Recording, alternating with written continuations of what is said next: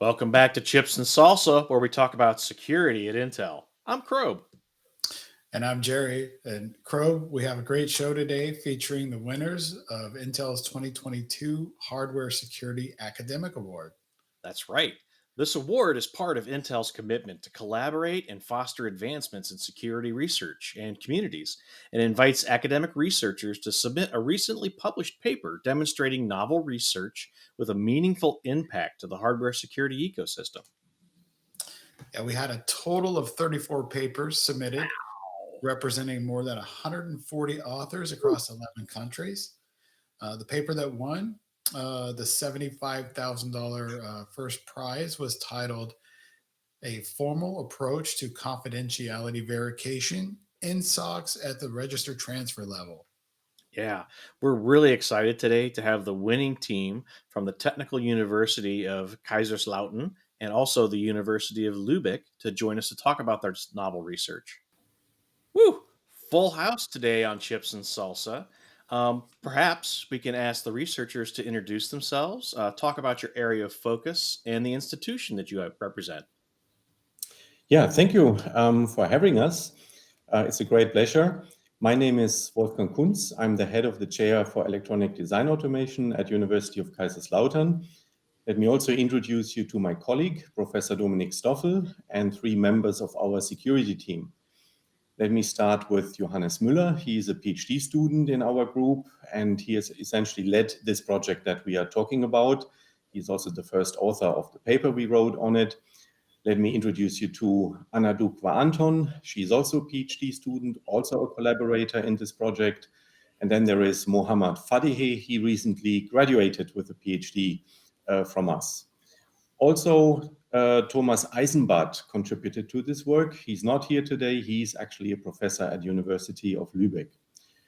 Maybe just a few words on our background.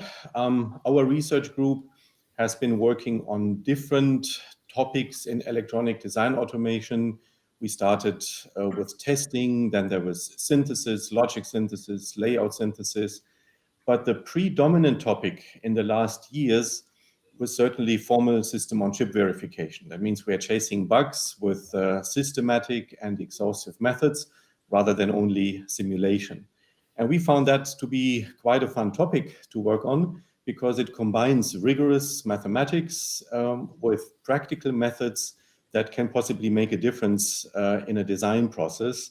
And we believe that formal techniques have particularly high potential when it comes to security. And this is actually the topic we are currently working on. That's great. So yeah, let's talk about the paper. So the title of your paper was A Formal Approach to Confidentiality Verification in SOCs at the Register Transfer Level, which I understand has some practical application in the real world. So can you guys kind of just go over the overview of your paper and the significance of your research? Sure, maybe I start again. You have read the title. It has the word register transfer level in it. And maybe I start with making a case for verification at the RTL, the register transfer level, because that is the level where we describe our designs with high accuracy, clock cycle by clock cycle, bit vector by bit vector, bit by bit. And in most design flows, also at Intel, of course, RTL designs are the golden model. That means the RTL design is usually the point of reference for sign-off verification before you then tape out a chip. Yeah, and now when it comes to security, there are even more reasons why we should look specifically at the RTL. We all know about these infamous Spectre and Meltdown attacks, for example. They are based on microarchitectural timing side channels. And understanding the details of timing at the microarchitectural level, that means at the RTL, this is actually key to detect such weaknesses. On the other hand, if we analyze things at the RTL as opposed to higher levels, system C level and so on, as other people have been working on, then the big problem is obviously complexity. And the state space that a formal tool needs to exhaust at the RTL is astronomical. So this was essentially the starting point of our research. We wanted to formally analyze microarchitectural timing to detect security weaknesses, but faced at the same time the fact that this involves exhausting huge state spaces. And the first important steps in our research, they were actually pioneered by Mo Fadihe. So maybe Mo, if you like, you could explain a little bit what you did. Sure. Yeah, with the discovery of a spectra and meltdown, basically we started to work on this particular topic, and we began with creating a global non-interference property for security against transient execution attacks. Basically, we started with formalizing what it means to be secure with respect to this broad class of attacks, which included the spectra and meltdown. The next step was to evaluate and see what this global property means at the microarchitectural level, which led us to the notion of unique program execution. Unique program execution basically means that cycle accurate program execution at the microarchitectural level or at the RTL is independent from the secret. Based on this notion, we created a formal verification methodology, which we call it Unique Program Execution Checking, or UPEC, that can provide a globally valid, or in other words, unbounded security guarantee with respect to the broad class of transient execution side channel attacks based on a bounded circuit model. That's interesting. So, how does this new approach extend UPEC? Maybe I can answer this. So we started this line of research when we discussed UPEC with the Intel IPAS team as part of the Intel Side Channel Academic Program, or short SCAP. And it became clear that apart from transient execution attacks like Spectrum Meltdown, also security critical functional bugs in the design are a big problem for security. And we discussed how our method can be extended to focus on such bugs. And in particular, dealing with entire SoCs with multiple IPs is interesting, because in SoCs, not only design bugs can have security implications, but also bugs coming from the integration of different IPs. And this remains a large problem. And for extending UPEC in our approach and for targeting those specific bugs, we face two main specific problems I want to talk about. And the first problem was dealing with access control, because access control in SoCs has to be correctly implemented. It has to be correctly configured, which is usually done by the software or the firmware, and it has to be effective from a system point of view. That means it must not be possible to circumvent access control. And the second research question we were facing was to scale UPEC to SoCs with many peripheral IPs. And here we came up with optimizations which leverage the typical modular structure of SoCs. So how does your methodology improve the detection of security vulnerabilities? Maybe I can say something in this regard.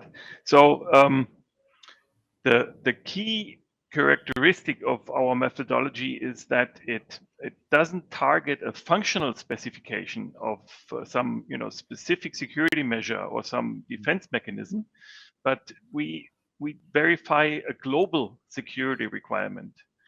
So if you compare that to many of the security vulnerabilities that have been found in the past, people have usually done it by clever thinking. Yeah? So somebody figured out how are the features of my processor design, how can those be exploited for some attack, and then designers have to come up with defense mechanisms to patch for this vulnerability.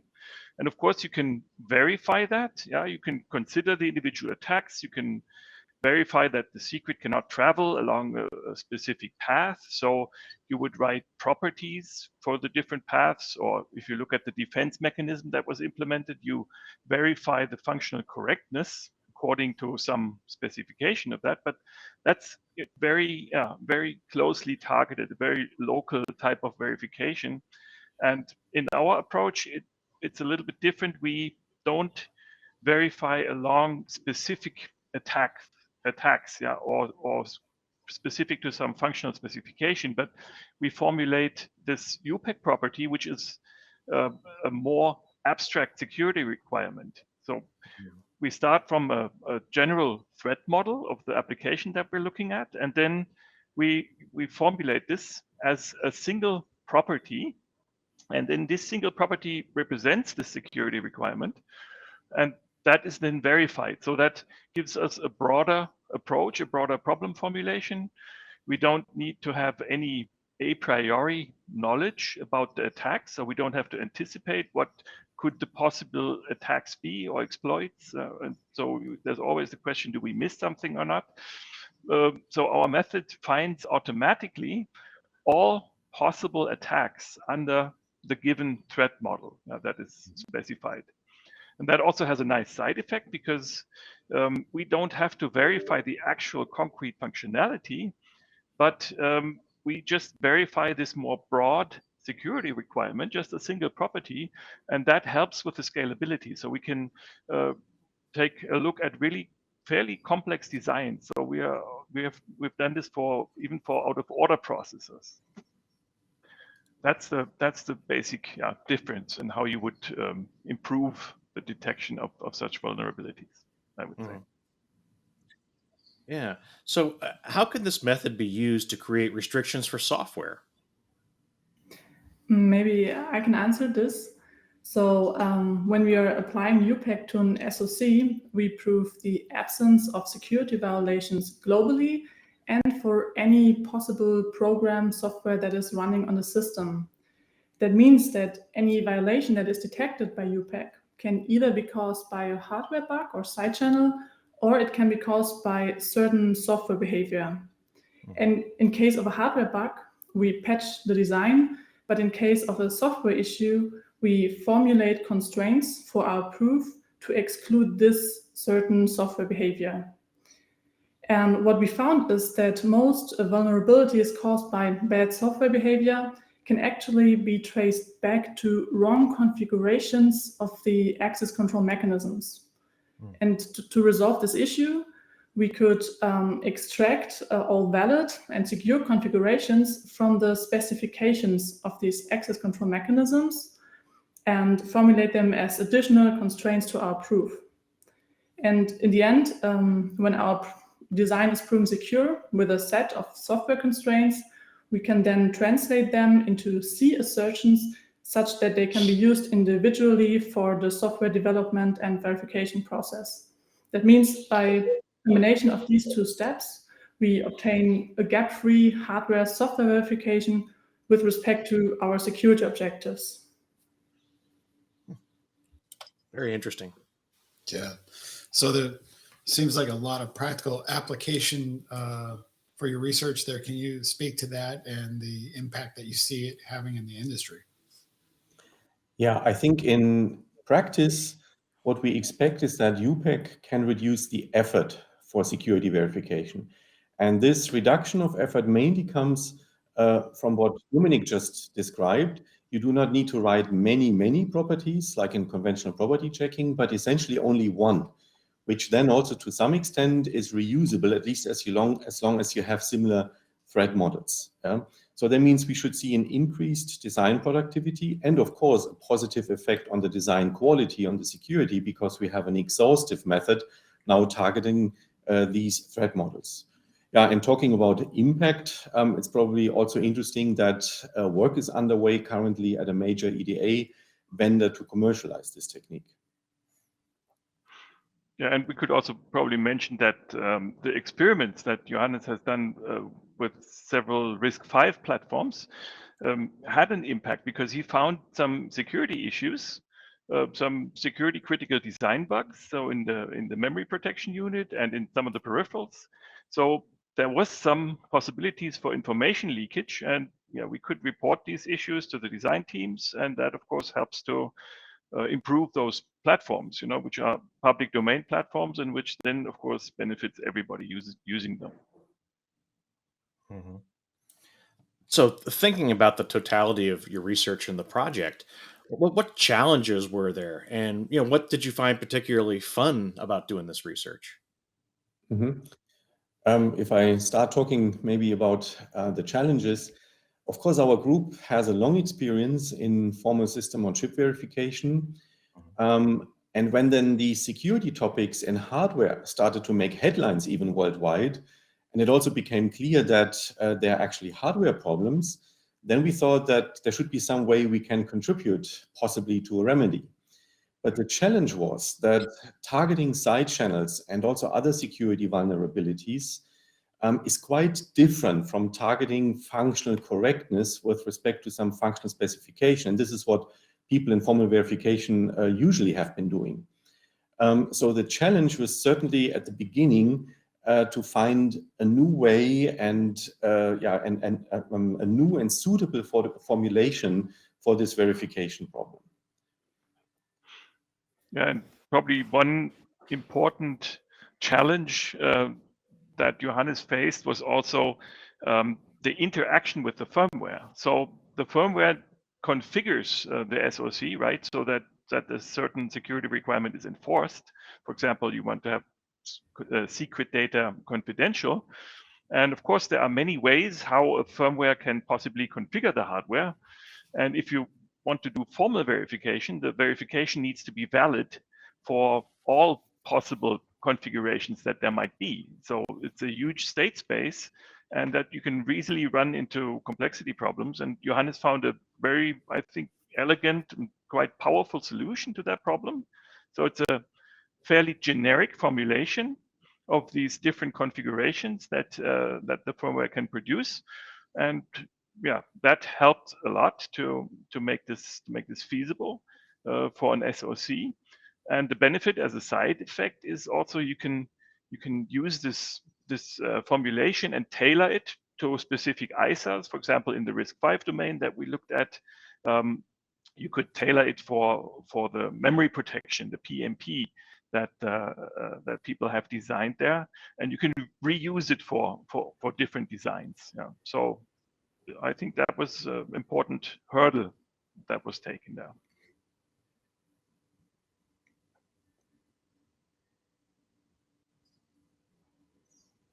Maybe Mo, you can add something? Maybe one more general aspect of regarding challenges and the fun parts of this research is that at the moment there is a vibrant research community that are working on hardware security, and it's always fun to work within this community and to discuss with them and to exchange results with them. But on the other hand, when it comes to real-world incidents concerning security of computing systems, there is usually a sense of secrecy around it, and some of the details about these incidents are not shared with the research community. And because of this, sometimes it is hard to quantify the impact of a security problem, and there is a risk of focusing and investing in a security problem that have less impact compared to some other problems. And I believe it's a challenge for us and in general for the research community to avoid this risk. Yeah, and you also asked about the fun part. So the fun part certainly happens when you finally see such a complex method running. And the joy is particularly great if you find security breaches that nobody expected. Security bugs, for example, in a thoroughly pre-verified design, or you even detect new classes of side channels that have not been known so far. And we actually had several examples of that during the last couple of years. Yeah, so you guys wrote this paper. When you wrote it, did you have intentions of submitting it for this award, or did you just decide that afterwards? No, that was actually something that we decided later when we realized that it was well received and that also Intel was very interested in it. So first we did that work completely independently, of course, from any goals regarding awards and things like this. It was basically our regular research flow we had first done this UPEC development for transient execution side channels. And then we also got the feedback from Intel where they told us, look also into other vulnerabilities. And this is how this research started. And since this was well received, we then decided to give it a try for this award.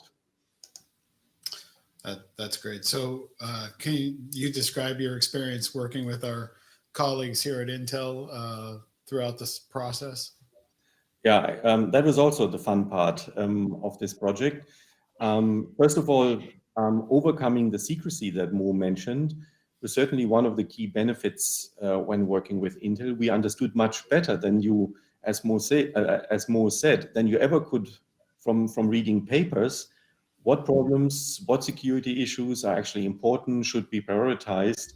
We also quickly learned that security concerns are not only about these transient execution side channels, but there are many other issues.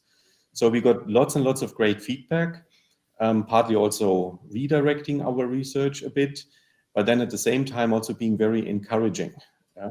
So basically, I think professional insights into such a research problem are very valuable because you can only win when you are targeting such very complex problems if you can make the right assumptions for the right problem formulation.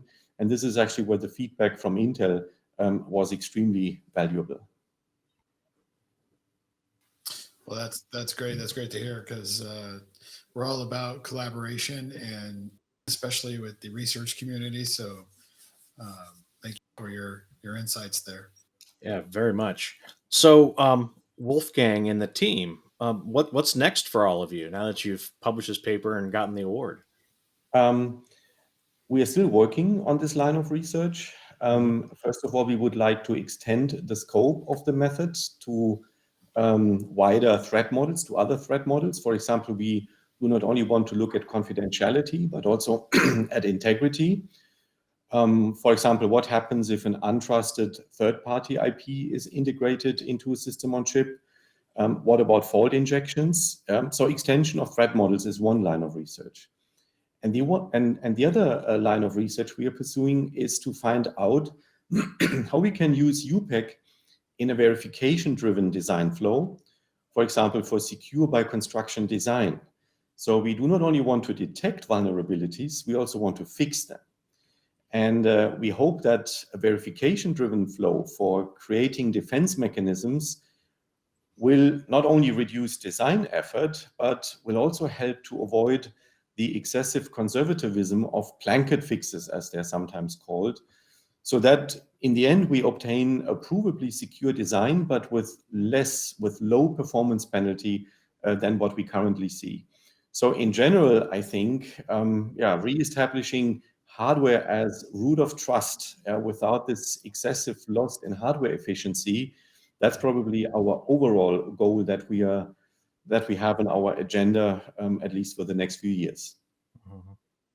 Sounds like you have your work cut out for you. Yes. So those are lofty and amazing goals. So we're Yes. we're rooting for you. Thank you. Again, thank you for all this research. So you've earned this award. What's that experience been like? How does that feel? It's actually great encouragement. I mean, we are very honored. It brings visibility to our research, both in academia and in industry. As you know, I mean, the conferences are full with papers, with all kinds of claims, good papers, many of them, but nobody really has the time to read them all. So in general, an award like this, it always helps to bring direct attention to promising new results. And I'm sure it also has a positive influence that's important for me, of course. Funding, it increases our chances to get further funding for our work also with the agencies here in Germany. And that, of course, is quite important for us, especially in times like these. For sure. That's excellent to hear. There's a lot of budget cuts everywhere. So I don't need to tell Intel about it. Let's hope that your research continues to be fully funded because it's great work and lots of promise for the future. So we want to thank you all for Yes. joining us on Tips and Salsa, and good luck with your future endeavors. We thank you. It was a great pleasure. Excellent. Thank you so much. Yeah, it was fun. I tell you, Jerry, as we are talking to all these different security researchers, I just become more and more impressed. And the winning team today from the University of Kaiserslautern was amazing to talk with. Yeah, and the practical applications for their research are pretty phenomenal. So I can't wait to see how that gets incorporated into the real world development environments. For sure. I'm also excited to see what they do next. Totally. So I think that's a wrap for this episode of Chips and Salsa. Thank you all for joining.